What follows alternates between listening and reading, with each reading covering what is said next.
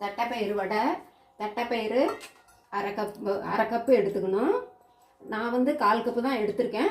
நமக்கு வேணுங்கிற அளவு எடுத்துருக்கலாம். இப்போ 1/4 கப்பு தட்டைப்பயிரை ஓவர் நைட்டு ஊற வச்சிடணும்.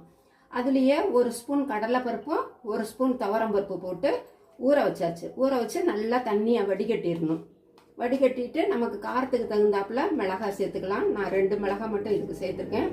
இதில் வந்து கொஞ்சம் சோம்பு, ஜீரகம், கொஞ்சமாக சோம்பு, கொஞ்சம் ஜீரகம். ஏன்னா அந்த செரிமானத்துக்கு டைஜஷனுக்கு நல்லது. இப்போ அரைச்சாச்சு. இதில் வெங்காயம், 1 பல்லு பூண்டு, கொத்தமல்லி, கருவேப்பிலை, இதெல்லாம் உப்பு இங்கே வச்சுருக்கேன். பெருங்காயம் கொஞ்சம், என்ன 1 ஸ்பூன் சூடாக எண்ணெய் ஊற்றி பாருங்கள். இப்படி ஆயிடுச்சு வடை. இது நீங்கள் எடுத்து சாப்பிட